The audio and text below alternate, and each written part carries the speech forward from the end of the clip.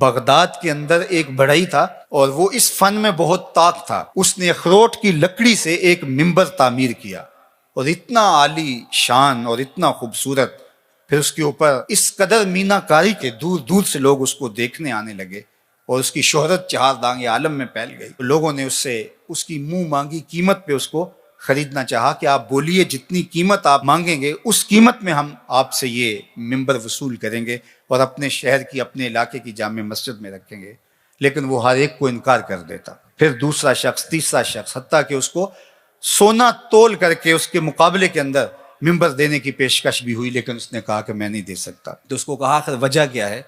ایک فنکار جب کوئی فن پارا تراشتا ہے، ایک کاریگر جب کوئی چیز بناتا ہے تو اس کی قیمت لیتا ہے. تم اس منبر کو بیچ کیوں نہیں رہے، کرو گے کیا؟ اس نے کہا کہ یہ منبر مسجد اقصیٰ میں رکھا جائے گا. تو لوگوں نے کہا مسجد اقصیٰ تو عیسائیوں کے قبضے میں ہے، وہاں کیسے رکھا جائے گا؟ تو اس کا ایک ہی جواب تھا. آج ہم نے وہ جواب اور اس کی فلسفی سمجھنی ہے، اس کی اتھا گہرائیوں میں اترنا ہے اور اس حوالے سے اپنا محاسبہ کرنا ہے. اس نے ایک ہی جواب دیا. اس نے کہا کہ میں تیر و تفنگ کا آدمی نہیں ہوں، میں تیر چلا کے وہاں مسجد اقصیٰ کو فتح نہیں کر سکتا. میرا کام منبر بنانا تھا، میں نے منبر بنا کے چھوڑ دیا. جب کوئی فاتح آئے گا تو یہ منبر وہاں رکھ دیا.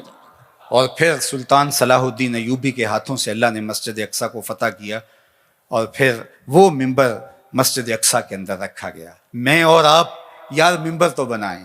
اللہ اکبر. نظیری نیشا پوری نے کہا تھا کہ چوب ہر نخل کے منبر نہ شود دار کنم. اس نے کہا کہ میں لکڑیوں کو لے کر کے کوشش کر رہا ہوں کچھ بنانے کی، تو کچھ لکڑیاں بھی اس قابل نہیں ہیں کہ ان سے منبر بن سکے. یعنی یہ تو مصیبت ہے اس دور نافرجام کی، جس سے تعمیر ہو آدم کی یہ وہ گل ہی نہیں. جس معاشرے میں ہم جی رہے ہیں، جب خواہشات اور آرزوؤں اور تمناؤں کی دنیا آباد کیے ہوئے لوگ ہوں، تو پھر کتنا مشکل ہوتا ہے جب صلاحیتوں کے رخ عجیب و غریب بن جائیں اور فہم دین بھی ناقص ہو جائے تو پھر کتنا مشکل ہو جاتا ہے. تو پھر اس مٹی سے بنایا کیا جائے. لیکن نظیری نشا پوری نے ہمیں حوصلہ دیا، کہا نیس در خشک و ترے بیشا ایک من کوتاہی. میرے جنگل کے خشک و تر کے اندر کوئی کوتاہی نہیں ہے. چوب ہر نقل کہ منبر نہ شود دار کنم. کہا کہ لکڑیاں تو لے کر کے میں آ گیا ہوں، اب ان لکڑیوں کو تراشوں گا. جس لکڑی سے منبر بن سکا اس سے منبر بنا لوں گا، جس لکڑی سے منبر نہ بن سکا اس سے سولی بنا لوں گا. دوواں گلاں وچوں 10 درویشا تینوں کیڑی گل قبولی. عالم اوپر منبر بولے عاشق اوپر سولی. تو جو بن سکا ہم نے وہ بنانا ہے اور اپنی ذمہ داریوں کو ہم نے نبھانا ہے.